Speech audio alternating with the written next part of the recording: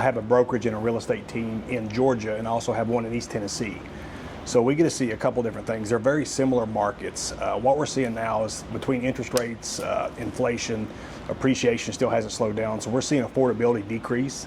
A lot of homes sitting on the market, giving good opportunities for investors for single family and multifamily too, because a lot of people are buying right now. So I'm sure that gives a lot of people really good opportunities. Yeah.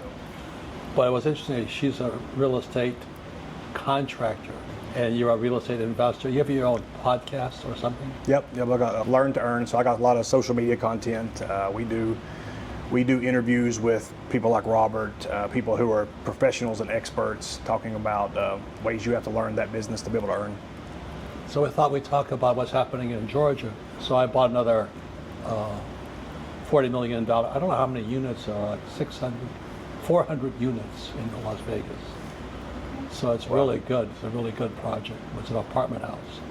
And Chris is into construction or contracting, and you're the investor guy. Yep. So I thought it's interesting because so many people think real estate is so easy. You just buy something, No. and you fix it, and you make a lot of money. But real estate's full of weirdos and traps and all this. A lot of bad advice out there. Well, I won't mention names, but I get into a fight with this guy all the time. Anyway, so what do you guys see on? I have a place out in South Carolina. Mm-hmm. Love it out there. But what's happening in Georgia? In Georgia, we get to see two different perspectives. So I have a brokerage and a real estate team in Georgia, and I also have one in East Tennessee.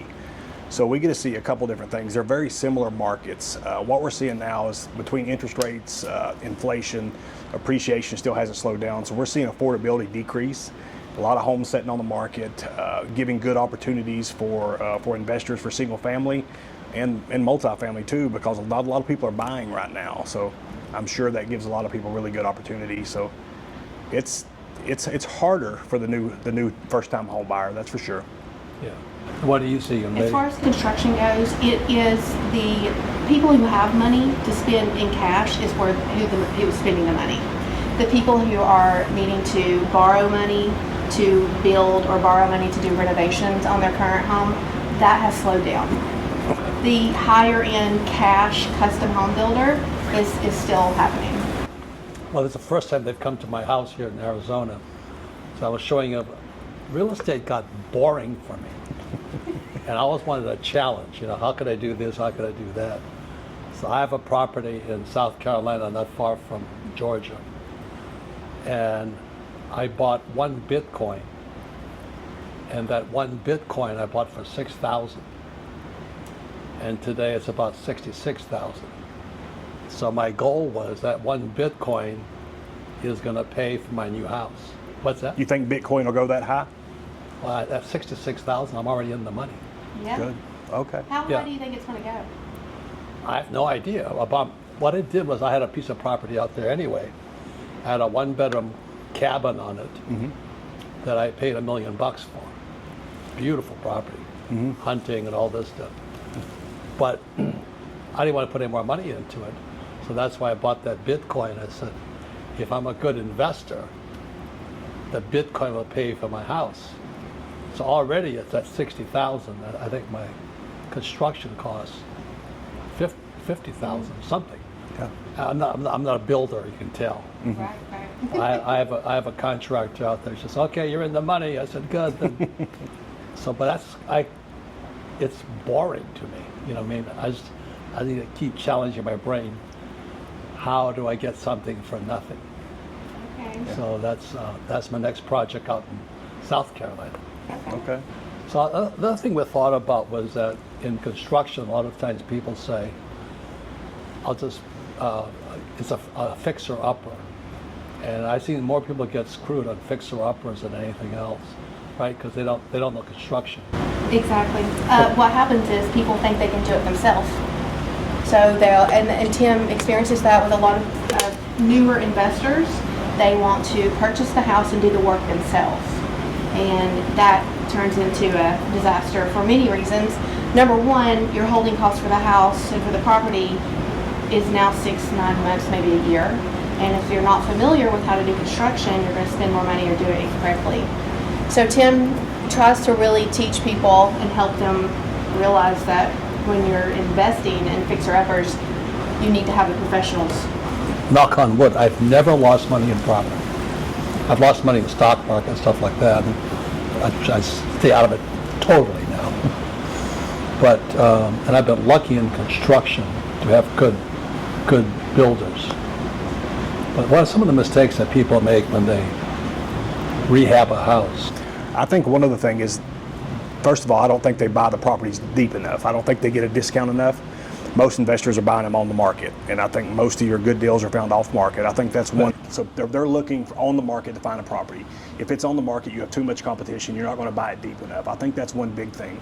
And I think the real estate agents they're using, the experts they're using, they get paid to sell the property. And they're not telling you how to get out of the property. They're not telling you what you need to look out for, what you need to be in due diligence, what you have to do with your inspections, how to protect the client. I think a lot of that happens and people are just selling the property. So when they get in it, they don't buy it at a deep enough discount. Your construction costs are always going to run high, and there's always going to be things that surprise you. And to bounce off what Christy had said, that people are going to try to do the work themselves. And they're in it for 6, 7, 8 months, and they'll realize they're paying for that money for 6 or 7 months, which takes down their profit, which kills them anyway. If anybody is going to expand in this industry, or especially residential, like small flipping, I think there's 2 things you can't do. You can't manage the property, and you can't swing the hammer. If you're going to do both of those, you're going to get so burnt out so fast, you're never going to be able to scale. How do people make mistakes as far as, you could tear the wall? I was at the dentist's office.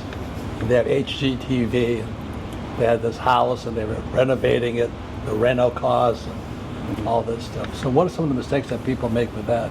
It looks easy, right? Oh, it looks easy. And they make it look easy on TV too. And they make it look quick. One of the biggest things that I've noticed when I work with investors, they want to imagine themselves living there. So then they want to take the finishes to a different level that will really cut down their profit. So I have to remind them that we're renovating to sell or renovating to rent, not for them to live in, and we have to do this on a investor budget, which is different than if I was building a custom home for you. Right. So that's a big thing I see that I have to talk to people about, especially the newer investors. So I'm just knock on wood, I have never lost money. I've made other mistakes in business and stuff like this. I've had so many horror stories of opening up a wall. How is this thing standing? I bought, it's a church in Bisbee, Arizona, which is south of here. And we opened up the walls, and to this day, I don't know how it was standing. It was just on nothing. I went, oh my God, it's going to fall in on us. But anyway, we built it, so it's a church. That's a 1-bedroom house now. Oh. It's really cute. It's always rented, people love it. Very unique. Yeah. So there's a fun part to it, but this house was built around 1870. Okay. Well, the church was 1870. And the damage was internal, because they just covered with paint, Mm-hmm. So that was my big renovation project was a church that turned into a house. Is it an Airbnb now? Is it a short-term rental? Long term? Okay. It's rented all the time. Okay. Because there's a scarcity of rental units down there. Another good thing too is when you're, and Tim is really good with this as far as properties that we purchase and with his clients, is we always hire an inspector. Yeah. So it's really important to have an inspector, and it's really important to have an experienced contractor go through it and look to determine cost. Again, it goes back to anybody who's going to try to do the work themselves. That is mistake number 1. I have, you're talking about doing the work yourself. I have some friends who they do investing too, and they'll be like, I made this much money on this property, and I'll talk, well, I made half that. And they're like, well, I made twice as much. I'm like, it took you 9 months to do it. I did it 14 times in that time. So I've been able to take a smaller amount 14 times and been able to move it faster. And they don't take into account their holding costs. So just like you were saying, that's a hidden one to get you. I was just showing him a picture inside my house. I came across a rock house. That all it was back in the cowboy days, in southern Arizona. They just stacked rocks. So they had no structure to it, you know, it's just, It's rocks. yeah, just rocks thin, it's just stacked, rough and all this stuff. And that's now a one-bedroom house. But I love it. It's always rented. You know, the people just love this little thing. And so finally somebody bought it. But I was saying to Tim and Chrissy, my goal was, how could I buy a property and get land for free? That was my challenge. Because anybody can go buy land, but as you know, land has no value. It's hard to rent it. You know? Yeah. So I found this little rock house. It's a stagecoach between Tombstone and Bisbee, Arizona. So the stage used to run past it. I said, it's the perfect setup.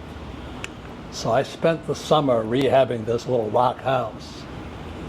And people just came by and they loved it because it's old stagecoach depot. We had to put a floor in, and you know, it was pretty expensive, but it was so cute.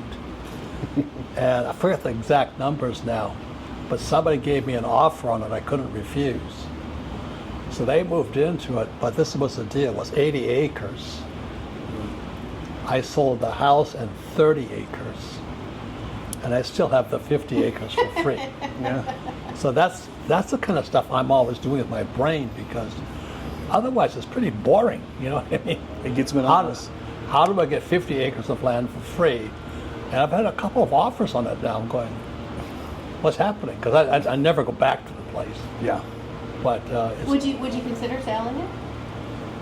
if I needed the money, Okay. I had so many of those types of projects where I'd find something, and my job was to figure out how could I get it for free. So I could show you. I have a 1993 Land Cruiser in here, and I needed the money, so I sold a piece of land and bought that. You know what I mean? So Okay. it's just, once you understand the game of it, And we do it's that. fun. Yeah. Not at that level. Not but at that level. Not Smaller nowhere near level. Very, very small level. Yeah. But. Yeah. And but my main income comes from, you know, property management is really the game. Yeah. And so these guys here, they know Ken McElroy. Ken is my partner. Yep. And when I saw you, we were buying a property in Las Vegas. I think it's 400. We buy so many. I think it's 400 units. There's no way, you know, like, I was talking to this idiot. I won't mention his name. He says, I don't fix toilets.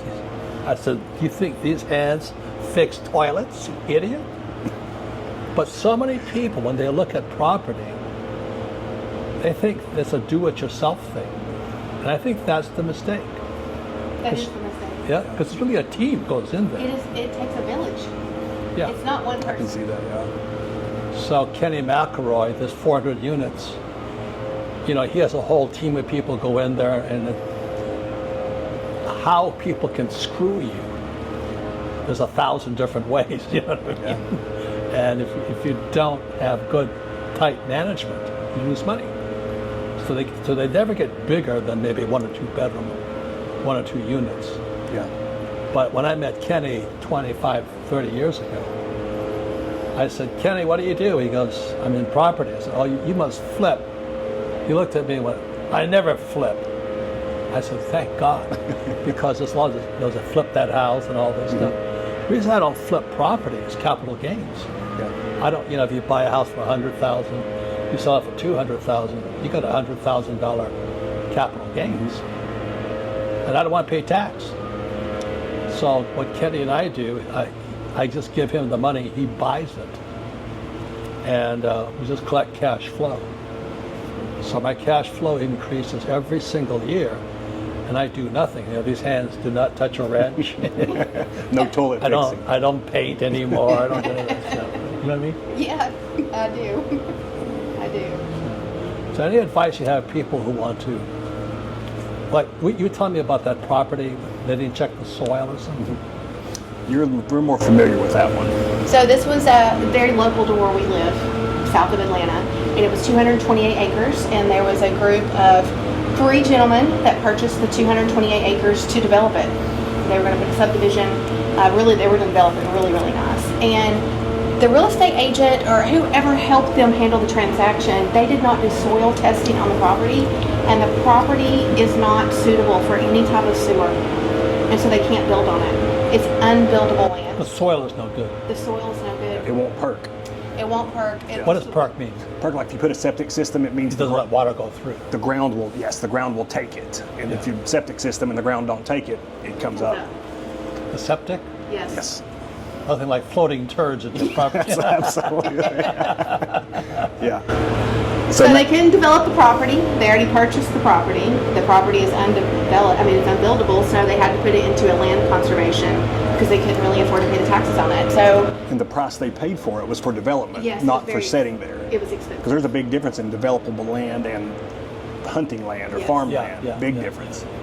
So it was. It's very well known in our area that story, and So they're in not a Georgia. good ending. It's not a good ending for them.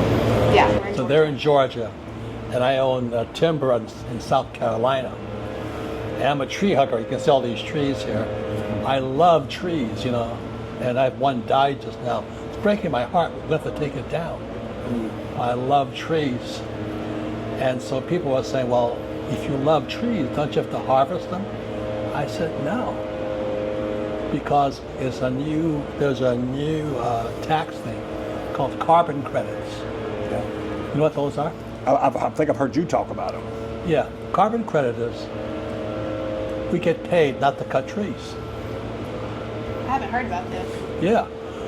I don't know shit about it, but my partners do. Good partners. I mean, my partners are really, you got to have smart partners. Yes. We all have different skill sets. But on carbon credits, we go into this piece of land and say, we'll pay you not to cut.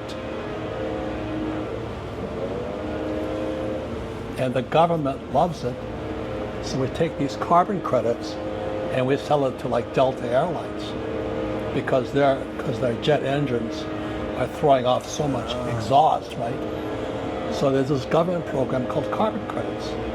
So we go to these guys with large tracts of trees and we say, don't cut them. And then we sell the carbon credits to the airlines or the shipping companies, you know, the cruise lines and all that stack coming out. Yeah. So that's what I love about real estate. You know, after a while, you start with one place and you fix it up and all that stuff. It's kind of exciting. But after that, it's like, now what? That's crazy. You just find new ways to make it interesting. Make it interesting, Yeah. you know. So I love trees. I don't cut. I planted most of the trees on this property. A lot of trees. Yeah, there's I a love lot of trees. Yeah. So now I get paid not to cut. So I go to guys with trees and say, don't cut it, and we'll pay you. Then we sell that credit to the airlines. And we're going to take that company public on NASDAQ. Wow. So there's so many Well, different that's ways. exciting. Yeah. Yeah. That's really. So anyway, what is the name of your site so people can tune in on you? Most of my stuff I'm been on Facebook, Tim Stout, the Tim Stout on Instagram, and the Tim Stout on YouTube. The name of my company is Stout Construction Group. What's that now? Stout Construction Group. Stout Construction. Yep. That's a good name. It's a solid name. Fits it. Yeah. But so the final words, how'd you get into construction? Because that's the last thing I would say. That's what everybody says when I first meet them. When I show up to build their. Well, if you walked up to me and going to give me a quote, I'd say, for what? Well, I'll pay it. It happened just with when we started buying investment properties. We bought our very first investment property for $6,000 after Tim read your book. So Oh, remember I good, thank told you. you that story about when he read your book. That's what changed our life. I've given away dozens of your books. I buy dozens of them to give them away. Yeah. Yeah. And we were buying properties and they needed to be renovated to either sell or rent. And we were hiring contractors that were not good. They would make promises they couldn't keep. They would overcharge. They wouldn't finish the project. So I started managing them, and this was like 12 years ago. And over the course of the time that You learned the trick. I learned and worked with other builders, and then decided to get my license almost 4 years ago. I got my license. Well, congratulations. Thank you. thanks for visiting my home here in Phoenix. Thank you for Absolutely. having Thank you for us. having us. I'll be heading back to Georgia pretty soon. Well, I let us know mean, when South you Carolina. come to town. So thanks, you guys. Thank you. Thank you, sir.